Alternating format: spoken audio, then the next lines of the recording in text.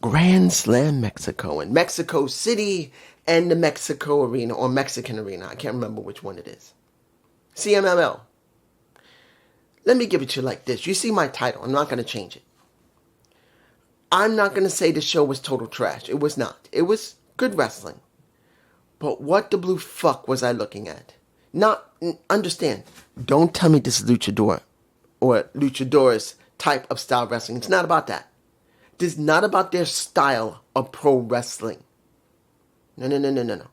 We just went through 4 hours back to back over a 2-week period of wrestling. I didn't even bother to even make videos on it. That's it.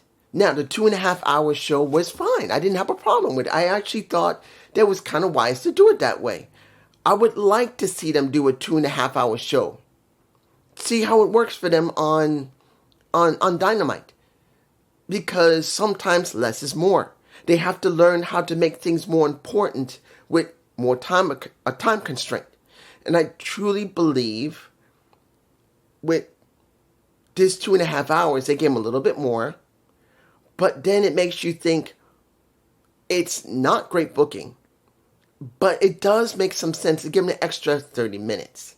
Which I kind of feel that would have been better for the last 2 weeks. That we got not 3 hours, but 2.5 hours. Why did we get a 4-hour damn show? Now, I know you're going to say it's going to be the playoffs and everything. I understand. But I think it would have been better if they'd done a 2.5 hour show. A little bit of an extra 30-minute overrun for the next 2 weeks. And I felt like that would have been a better thing than we got for the last 4 hours, where either the people like myself who are fans, who are also reviewing the show, don't have to go to bed at 2 to 3 in the damn morning. And understand, this is just us guys and ladies who review the show so you can watch our review and wonder, is it interesting to actually go watch it? Not even talking about the normal, ordinary fan who legitimately can't stay up that late because they got to work. Remember, the damn thing didn't end until 12. 12. At least. And that's if there's nothing extra they're showing at the end of it. Because remember, if you still look at the app, not talking about TBS or TNT, you get a little bit more if you watch the app. You see a little bit, maybe an extra 5 minutes or 3 minutes if they show a little bit of extra what happens with the fans afterward. So then you're way late over when you're supposed to go to bed. And it's like, if us reviewers are getting tired of this, what do you think the fans are going to be thinking who got to work? So we get this show in Mexico City. And I'm not going to tell you it was bad. But I'm not going to tell you I liked it. Let's do the opening with Hangman Page. Now, I've never hid any of what I am. I am half black, half Puerto Rican.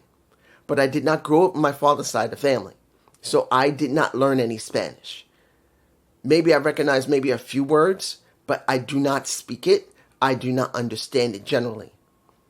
But you see Hangman Page. He comes out, and unfortunately, and understand, this is not about what he did. It was Excalibur. Excalibur is trying to translate, and he could not keep up with him because, mostly due to the fact that Hangman Page speaking pretty good Spanish.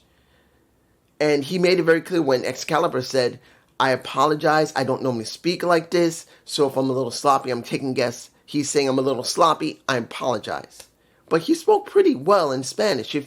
I still don't understand Spanish, but hearing how he tried to speak it, it was generally fluid. So even if he's not one of the best to speak Spanish, he did a pretty decent job. But here's why I said the same thing when it came to who was the one who didn't do this and did not put subtitles. When it came to Impact Wrestling, they put subtitles so you could understand what is being stated. When it came to AEW, when it came to Japanese wrestlers, I said it over ad nauseum. Why didn't you get a linguist? They do have them that work for the UN. There are people who work in the UN who on the fly is typing on a screen so the representatives of the other countries can understand what the other people from their representatives are saying in real time. Not like, oh, you have to wait until the segment is over and then you can figure out what they said. No, they have people who will hear it, type it onto a screen so you can fucking understand. Why didn't they do that? When you look at the segments they did in Impact Wrestling, yes, it was pre-recorded, but at least they put subtitles. That is what they needed for Hangman Page.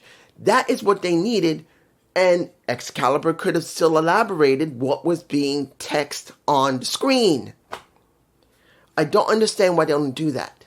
I don't understand why they don't get linguists to type in the computer to go on the screen, which is being recorded in the video, which can be done. Why not? It doesn't cost that much to keep a linguist around to do it. And I'm like, dude, come on, man. I'm not against anyone who speaks Spanish or Japanese or Swahili or any other language. But I would like to understand what's being stated. And what Excalibur did was a very, very lackluster way. In fact, they put his voice down. And you could barely hear him. Which, it would have been better if they raised his voice a little bit more so you could at least hear him when he was trying to translate. Didn't make sense what he was saying, particularly when he's going to go up against Moxley. Because that's what I'm taking a guess what was being stated. It was about him knowing what it's like for people from Mexico, because he, in his ranch, when he was growing up as a kid, that's what the most I could probably get, because I know he lived on a ranch. And you probably talk about anyone who's Mexican, work for his family or work with his family. And then he had to talk about Moxley. He's going to become champ. And he did say a curse word that Excalibur could not translate because he didn't want to. Let's make it very clear. Was it a good segment in Spanish? Probably was. But I would have liked to know what he was saying exactly, and they could have done it better than just a little bit of translation from Excalibur. That was bullshit. Next, the vid pack that we had with Kenny Omega and Shusuke Okada. Was it alright? It was kind of a repeat. A lot of the same stuff they had in the last couple of weeks. It was fine. I kind of wish they had done a little bit more, but it was what it was. Now let's get this over with, these matches. I'm not going to lie to you. I was not happy about when you look at the entire card. This was not good. Now, I want to make it clear. This was not about the match quality. It was about the match itself. Now, you're going to say, dude, that's the same thing. No, it is not.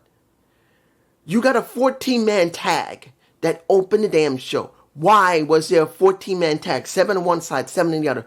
Why?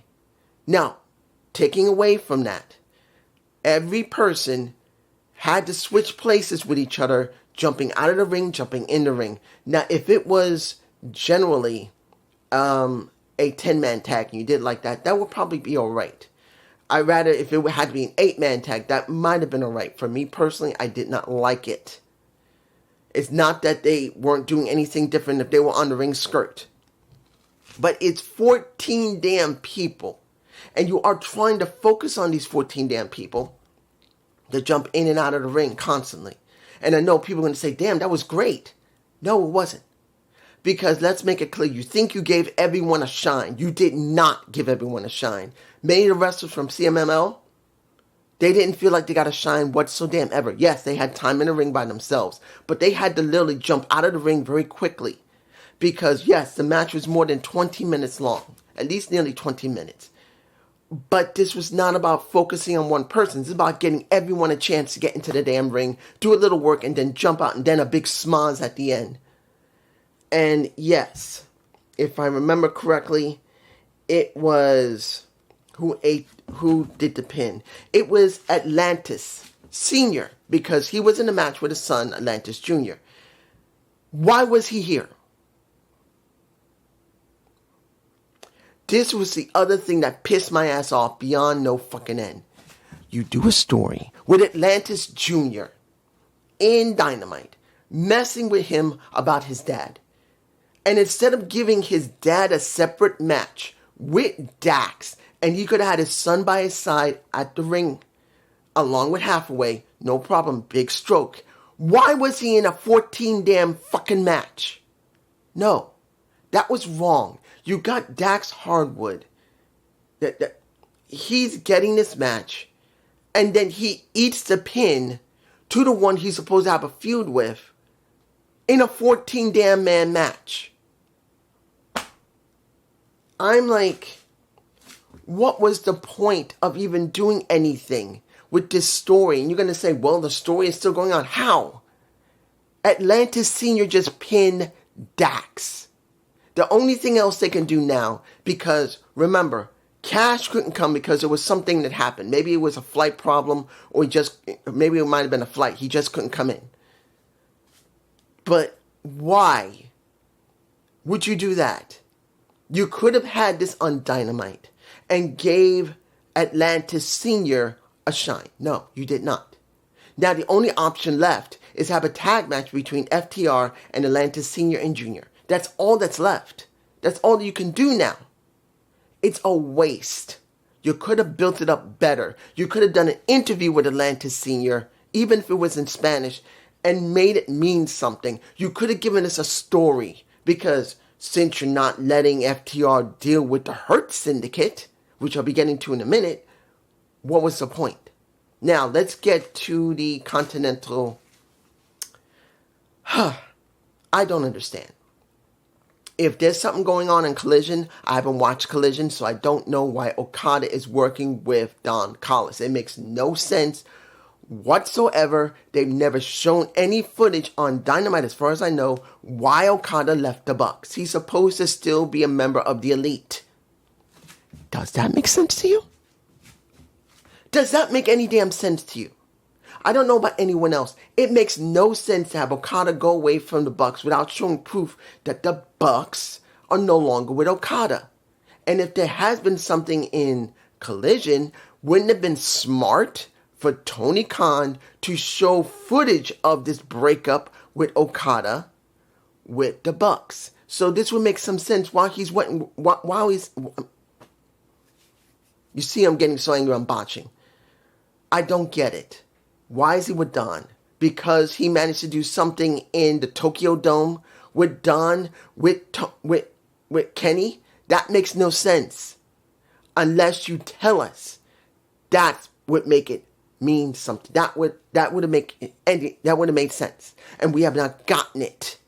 And if you agree with this, I'm glad you understand. If you don't agree and say everything's fine, then explain to me why down below, why Okada, who should have been shown that he broke away from the Bucks, who hasn't, you're fine with it. Because honestly, it makes no sense. You could still do the damn match where you're going to merge the titles without the Don Callis family. Moving on. Next match. You get Mystico versus MJF. Now let's put this in perspective. Mystico is one of the most biggest stars they have in CMLL, from what I understand. There is no way he's jobbing. No. But then you have MJF, and I'm not expecting him to job either, so there had to be a screwy ending, and that's what you get. There was no way after what they showed for Mystico coming out and everyone chanting his name. And I gotta say, the arena was packed. I say it was maybe more than 11,000 people easily in that arena, which was nice to see. And I want to make it very clear. If AEW runs in Mexico more often and knows they're going to have packed arenas, I wouldn't mind them going into Mexico. They do need to do tweaks like making sure people can understand what's being said if they don't speak Spanish, like myself. I barely know any words at all. And it would have been nice to know what Hangman Page was saying. Like I said, get a fucking linguist that can type onto the screen, which is not that hard, that people could see what's being stated. It's bullshit they didn't do it. But if they did this, I wouldn't have a problem with it. In fact, I would be very happy that they ran outside the country for a little while. Stay in Mexico for a couple of months. Maybe 3 months, stay in Mexico. do some dynamites, do some collisions. I think they will be doing it. And I know they're going to do a collision, but maybe next week they'll do another dynamite, I think. And maybe another collision. Just stay away from the United States, get into more bigger packed arenas, and try to work on making sure that you do the things correctly. Make sure that English-speaking people who understand English only can be catered to on screen. But was the match bad? No. Make it very clear. MJF was acting stupid, and MVP was not liking it. Eventually, he did jump out the ring like he was going to leave, and then he gave basically a tombstone pile driver to Mexico. I'm going to give you this. Seeing that MJF had to be helped to win the match, and Bobby, this is the thing. Bobby helping MJF by nailing Mexico more than a few times, and also Shelton, that made me think, what happened to Bobby wanting him to win matches and hurt people? Why is he helping? Now, before, I was fine with him joining the Hurt Syndicate because he had to prove that he can hurt people. But now, I'm seeing Bobby Lashley acting like every other heel that is catering to somebody. And yes, this could still lead to trying to get the championship so Bobby can beat the shit out of a MJF so he can try and become the next opponent for MJF. I'm fine with it. But it would have been better that they slowly moved into it instead of just quickly going with Bobby helping out an MJF that way. I think it's rushed. In particular, you see a MVP who is trying to tell MJF, get the damn job done. But MJF had to cheat. And then MJF just gave a nut shot to Mystico, which he got caught and did twice, I believe. And then Mystico got his mask taken off, which I wish they would stop doing that. Look, I'm not going to tell you they don't do that. In wrestling, they will do that to luchadors. But in AEW, they do it too much. I'm sorry. The last person that did that was only a few months ago, and that was Chris Jericho before he went on his vacation. And I got to say that I'm glad that Chris is not being seen for quite a while. I say he's gone for another 3 months. I think he should be gone for like 5 or 6 months. Take a break, recharge, and then come back. I'm hoping he comes back in 3 more months. But let's make this clear. I don't like them taking masks off every single time to a luchador. I think it gets played out very quickly. I don't know what they're going to do now. Where they're going to go with this situation with MJF and Mystico. Are they going to make this important or not? I don't know. MJF walks away with Mystico's mask. Someone else brings I think it was Speedball Mike Bailey. He had a mask in his hand. Gave it to Delgado, I believe. And then Mystico got his mask back. He actually switched it with someone else's mask, I think. Because he was still wearing the mask, and that's MJF, of Mystico. Then Mystico got another mask. I think someone else gave it to him. And then they switched that mask again. You guys tell me below what you think. Okay. The 4 million pesos match, which was $209,000. That's what that was. 4 million pesos, for understand, is nearly $209,000. And who was in the match? Ricochet, Leo, Dorada, and Hologram. Now, at this point, Hologram has had a very, very long run as unbeaten, flat out. And you wonder how long it's going to be before Hologram is going to job. Because unless he has a contract that says he cannot job, sooner or later he's got a job. The match was not bad. I won't say it was garbage. It was okay. But let's make it very clear. Seeing Hologram win, when you want to make and understand, seeing that Ricochet and Leo were working together and Dorada and Hologram working together was fine. It happens. You want to get rid of the other two so you can focus on each other, that happens. But then seeing Leo rubbing that bald head, and you think, look, it's been months since they've been doing the bald-headed thing with Ricochet. And at one point, he was a really good heel. And you would think, wouldn't this be the best time for him to win that and get the 4 million pesos so he can become more important because he says he wants to make his own faction? No. You let Hologram win this. when you already know Mystico was DQ'd and he won the match automatically. So I would have expected, why not have Ricochet win this? Not Leo. Leo, I don't expect him. Dorado, I didn't expect. But it would have been better for Ricochet. He needs to win. He needed the money so he can start making a faction. That was the story that supposedly they've been doing. But they let Hologram win, which wouldn't have hurt him. He didn't lose the match if he didn't get pinned. The match was won by Ricochet. You could have Leo do it or Dorado do it. Hologram could have still be safe, and his record of totally winning and the singles matches would have still been intact, but you had to make him win it, which made no sense. But it was still a good match. I didn't hate the match, but it was foolish. Now here's where we get something interesting. Miss 5 belts. And if I believe I'm remembering correctly, you got TBS Championship, you got the Rev Championship for the women. You also have the New Japan Pro Strong Championship for the women. I believe what was that other title she had? Stardom, I believe. I'm probably wrong. I don't remember. And then you have the Owen Hart Tournament title, which gives her a shot soon at All In. She has 5 damn titles, and now she's going after the CMLL Women's Championship. I believe her name was Zulessa. I believe that's her name. Or Zulis. I've heard of her once, but I never could remember her name. That she was the CMLL champion at the time. And that was around when Tessa was still champion in CMLL, if I'm remembering correctly, as a tag champ. So I've heard of her at least once or twice easily. But I've never really seen her wrestle. So we watched this match. It was not bad. But there was a really bad spot by Zulessa. I believe her name is Zulessa. She decided after she did a Hurricanrana going out the ring. And that was to Mercedes. She got Hurricanrana. She went out the ring. But Zulessa, if I'm pronouncing her name correctly, you can tell me if I'm wrong. She decides, wants to do a suicide dive.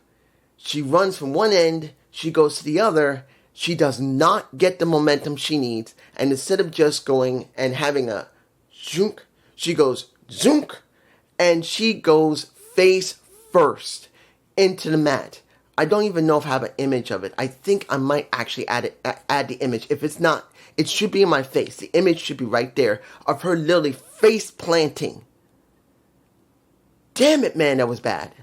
She seemed to be loopy throughout some of the match. I mean, she still could do the match, and she did. But damn it all, was she looked like she got taken for a loop once she did that jump. But 6 belt Mercedes, which will be 5 eventually, because once she cashes in her Owen Hart Tournament belt, she'll be going after the AEW World Championship. But this woman, let me get this straight. This woman we do love. We don't hate Mercedes. I don't hate Mercedes. I still think she's a great wrestler. But let's make this clear. She's had 5 belts. 5. She only defends the TBS title on Dynamite. She has 5 other belts. And if she's allowed to carry these belts, why doesn't she defend at least 1 or 2 once in a while? Maybe 1 every other month. Let her defend. Make an arrangement with the other companies. Let her defend each of those belts once every other month. Why not? If she's carrying around all those damn belts that we don't even see the companies that she's working for, why in the blue fuck is she coming out with them? It's stupid. It's stupid for her to be coming out every single time with every belt that she won from the other promotions when you don't even see her defend them once on the show. It's stupid. I cannot believe that they will not let other companies, because this is the way it should be, just for her. No one else, just for her. That they let one of their people from one of those companies come in and try to get that title from her on a Dynamite once a month. once a month. It doesn't have to be every month. It could be every other month or every 2 months. Something. It's stupid she's carrying all those belts, but this is just me. Final match, 6-man tag. And, almost forgot. Almost. The Noir shows up. The Tony Storm Noir, or the 1940s version of a Private Eye Tony Storm shows up, messes with a Mercedes. And at one point, some lucky son of a bitch, because Mercedes was scared she was about to get Storm zeroed, she managed to break away because the refs got her, and she jumped into the arms of a fan. I know everybody's so mad at that bastard. I know everybody's mad at that bastard. They get to hold Mercedes, no matter if she's sweaty or not. She gets to be held by somebody in the fandom. And then, of course, he got to let her go. He moves off. I'm sure that made his day. But now we get the build-up going into All In. Let's see what happens this Wednesday. And Tony wasn't wearing a bra. You could see those titties. You can see Nip. Kind of saying what Marina Shafir, which, let's get to the final match. You got, not a 6-man, sorry. That was my number. 10-man tag. We get the Bucks, Mox, Wheeler Yuta, and the Beast Mortos versus Will, the Ops. You get Swerve, and I hate these. It doesn't really focus on anything. Let's make this very clear. When the match was over, it was due to the fact of outside interference that Moxley managed to pin Swerve, because Swerve is one way to pin. But who comes out? It is Hangman Page, who walks down straight to the ring, nose to nose with Moxley, and makes it very clear that he's coming for that title. Then everyone backs up, well, almost everybody, because Swerve didn't, but everybody in the Ops backs up a Hangman Page. And that's after the fight, and Swerve got his ass kicked. I'm going to tell you this. I didn't hate the show. I didn't hate Grand Slam Mexico. But there were decisions here that just make no damn sense. I'm sorry. It just doesn't make any sense. I cannot believe that they're making any sense out of this bullshit, because certain things just make no sense. Why have a 14-man tag? Why not focus on trying to make CMML more interesting for your product? Because I know they've worked with them before, but they never really do anything great with them. They always make them job out. They never treat them correctly. Now, we're on their territory, and then we have to do what they do. And to be honest, it just didn't look good. You got a 10-man tag and a 14-man tag, which shouldn't have happened. You could have done more better tags. You could have had Atlantis Sr. face Dax Hardwood. You could have set up something.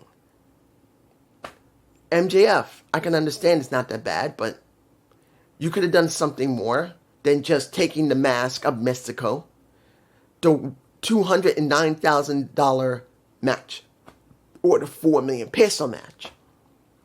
Why did Hologram win when Ricochet should have? Mercedes wins. She's now 5 belts, not counting the Owen Hart tournament belt. She now has 5 titles again. But why not show why is she a 5 champion for 5 different promotions? Why not start spotlighting the other damn promotions? Why? Unless one of them, of course, is New Japan Pro Wrestling. If that's a New Japan Pro Strong title, she got it back. Of course, she can't spotlight that one. But the others, why not? And then the final match. I'm like, 10-man tag is exhausting. I'm sorry. I don't like this many tags. But they did do at least the right thing to set up for All In when it comes to Moxley and to Hangman Page. Let's see what they're going to do next. They still got 24 days, I believe, for All In. But this is just me. Peace.